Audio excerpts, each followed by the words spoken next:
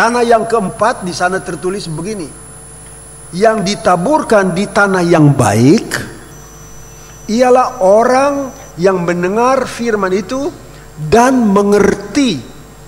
Dan karena itu ia berbuah, ada yang 100 kali lipat, ada yang 60 kali lipat, ada yang 30 kali lipat.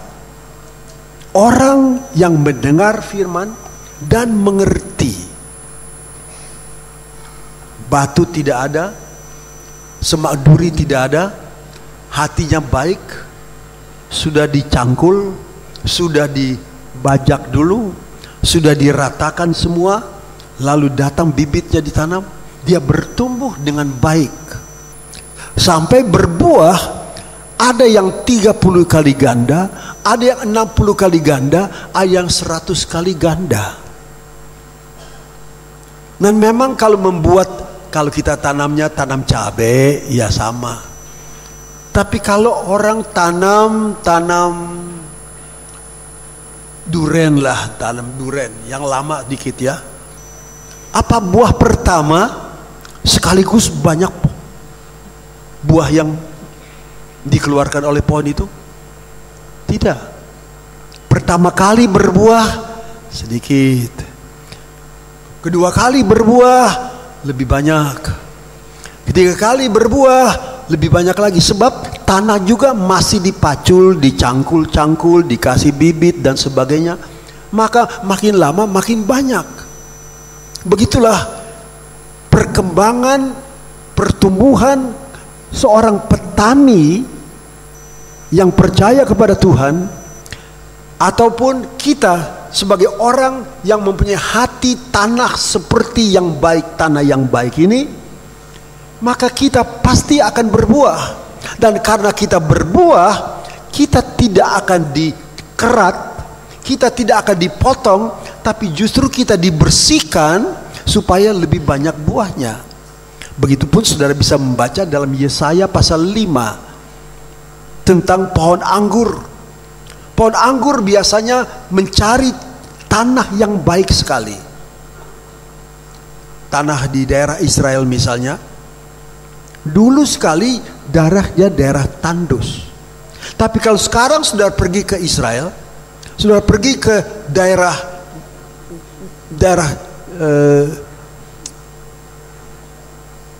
di timur tengah sana, pergi ke Yerusalem, itu buah anggurnya yang manis-manis. Pergi ke Libanon, buahnya manis. Saya pertama kali pergi Libanon, diajak ke rumah pendeta, sudah boleh masuk, ya Pak. Ini tahun 63 Tuhan, saudara-saudara. Dikasih makan buah anggur. Anggurnya rasanya woi. Nah, Alkitab katakan pohon anggur itu harus mempunyai tanah yang baik. Kalau tanah kurang baik, buahnya juga kurang baik. Nah, begitulah kalau pohon itu sudah mulai berbuah, maka tanah itu selalu dipacul. Mungkin ada batu-batu sisa yang harus dikeluarkan, maka buah itu akan semakin banyak. Begitu saudara mulai berbuah, Tuhan mau supaya saudara akan keluarkan buah lebih banyak. Buah lebih banyak. Saya pagi tadi saya ceritakan, saya lihat di gereja kita ini beberapa tahun sudah ada satu pasang suami istri orang India masuk ke sini. Tinggalnya daerah sana, Kepu sana, saudara. Datang suami istri. Suami datang pagi, istri datang pagi, suami datang sore. Sebab mesti ada yang jaga rumah, ada bisnis mereka barangkali, jadi gitu diatur. Nyanyi. Si suami ini kalau datang ke gereja sore, baktian mulai jam 5, jam setengah 5 sudah di depan dia. Tunggu di tempat satpam. Tunggu. Nggak pernah terlambat. Saya pikir, waduh sudah setia, sudah sekian tahun sudah setia. Lama-lama dia kasih tahu ke gereja, boleh dong adakan kebaktian rayon di rumah saya. Rumahnya dia buka juga untuk boleh mengadakan kebaktian di rumahnya. Jadi tetangga-tetangga siapa juga boleh datang berbakti di rumahnya. Dia sudah bersedia membuka rumahnya untuk kebaktian. Ya, kita di gereja berkata puji Tuhan, supaya orang lain, tetangga-tetangganya juga bisa berbakti di sana. Lama-lama dari sana bisa kemari. Sangat senang. Ini sudah beberapa lama dia sudah dengar bagaimana kita melayani Tuhan. Janganlah kiranya kerajinanmu kendor, tapi biarlah rohmu nyala-nyala. Untuk apa? Layani Tuhan. Dia melayani Tuhan, melayani Tuhan. 3 hari yang lalu saya datang ke dalam kebaktian ada yang meninggal dunia. Datang hari Jumat yang lalu, hari Sabtu, ya hari Jumat lalu saya pergi. Tim Lazarus, kita di sini mempunyai tim Lazarus. Lazarus adalah orang yang mati kemudian bangkit. Nah, pada waktu itu ada yang susah, tetapi tim Lazarus ini yang selalu tiap ada orang meninggal dunia, mereka itulah yang selalu pergi ke tempat duka cita. Mereka menyanyi, membawa sukacita, membawa penghiburan. Kalau ada yang mati 3 hari tunggunya, 3 malam juga mereka tetap tiap malam baktian. Ada yang tunggu sampai anaknya dari luar negeri, tunggu sampai mayatnya ditahan sampai 1 minggu. 1 minggu lah mereka tiap hari. Hari Jumat yang lalu, mata saya percaya apa enggak nih? Tim Lazarus menyanyi, bapak-bapak, ibu-ibu. Loh, si orang India sudah turut nyanyi. Saya bilang, puji Tuhan. Dia tadinya agamanya Hindu keras. Lihat maju, wah, saya pikir pertumbuhan firman yang diberikan kepadanya sedikit demi sedikit mantap sudah masuk dalam hatinya.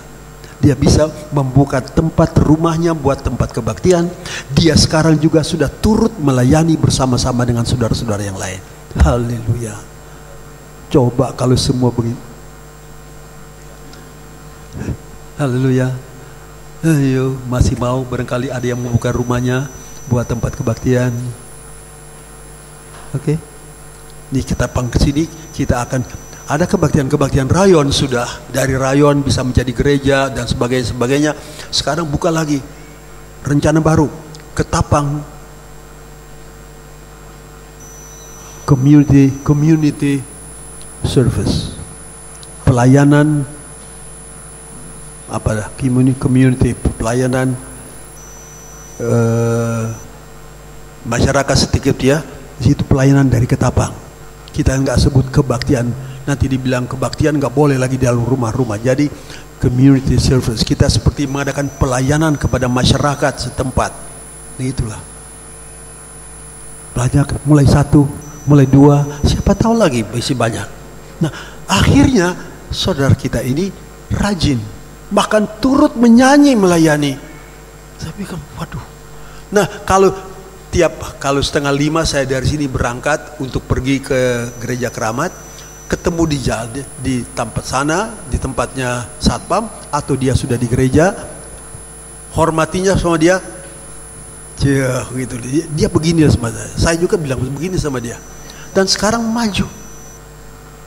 Nah, begitulah saudara-saudara, kalau tanahnya sudah dibersihkan, sudah tidak lagi menghargai kepercayaannya yang lama. Sebagai orang Hindu yang keras, dia lepaskan semua. Sekarang dia percaya kepada Tuhan dan Rohul Kudus. Haleluya. Itu satu kemajuan, pertumbuhan sampai berbuah. Dan betapa senang hati Tuhan kalau semua pun tanaman firman Allah dalam kita, ya, hati yang baik bertumbuh sampai mengeluarkan buah 30, 60, 100. Kalau sudah 30, jangan berikan 30 aja Tuhan, naikin sampai 60. Sudah 60, naikin lagi sampai 100 kali ganda. Artinya ada kenaikan terus sampai mencapai tujuan, yaitu kesempurnaannya. Haleluya. Kalau 100% artinya benar, penuhlah Nah, itulah yang Tuhan mau ajarkan kepada kita. Kembali ke dalam Yeskiel pasal yang ke-28 itu, lalu dikatakan dalam hal ini, sesudah tanah itu diratakan sudah baik sama sekali, maka orang menyerahkan jintan hitam, nembarkan jintan putih, pokoknya benih-benih ditabur. Ayat 26, mengenai adat kebiasaan ia telah diajari, diberi petunjuk oleh Allahnya. Jadi kalau Allahnya yang memberi pelajaran, maka berarti bahwa petani ini adalah petani yang percaya kepada Allah, sehingga Allah lah yang mengajar dia tentang adat kebiasaan yang perlu diajari. Adat kebiasaan apa? Adat kebiasaan tanam menanam. Kita harus tahu, kira-kira tahu misalnya musim bulan ini, musim kalau orang di Papua karena banyak air, saudara-saudara, kalau menyeberang ke sana bilang kalau bulan begini om jangan, ombaknya gede, nah takut tanggung tenggelam nanti.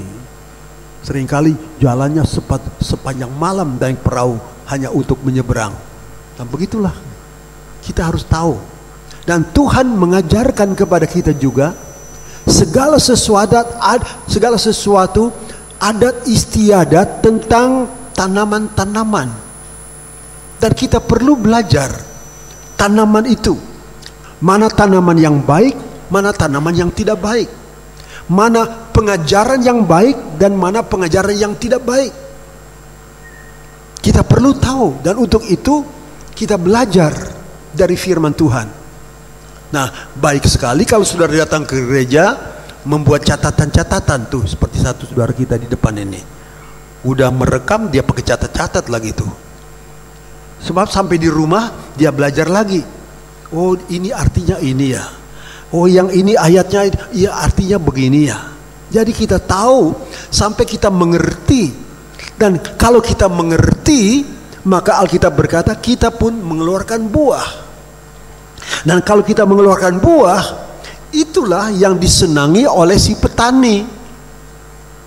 Apalagi Allah yang mengajarkan kepadanya, kamu tanam ini, kamu tanam ini, kamu tanam itu, kapan kamu tanam, begitu kamu tanam, kamu harus berbuat apa, kamu harus bajak dulu, harus cangkul dulu, harus siram dulu, dan sebagainya. Tuhan ajarkan kepada kita. Firman Allah pun ini buku-buku Alkitab. Tetapi soal apa saja yang kita mau bicarakan, soal teknikologi sampai apa semua di sini ada, saudara-saudara. Sampai urusan tukang tani, petani tahu belajar dari firman Allah. Nah, di situ dikatakan sini, maka semua mengenai adat kebiasaan ia telah diajari, diberi petunjuk oleh Allahnya. Bagaimana Tuhan membela kita, memelihara kita. Kalau kita mencari nafkah kita menanam supaya nanti hasilnya kita bisa nikmati. Tuhan yang memberi pengetahuan kepada kita. Tuhan ajar kepada kita. Karena Tuhan bela kita supaya hasil kita yang paling banyak. Dan itu yang Tuhan mau. Kita belajar di firman Allah. Berbakti. Nah, ayat 27, sebab jintan hitam tidak diirik dengan eretan pengirik, dan roda gerobak tidak dipakai untuk menggiling jintan putih. Benih-benih itu untuk menggiling jangan pakai gerobak untuk muternya, karena benih itu kecil. Untuk menghaluskannya pakai ulekan aja, saudara-saudara. Jangan pakai roda gerobak yang besar itu buat tarik tempat pengirik itu. Dengan lain kata, kita harus juga bijaksana.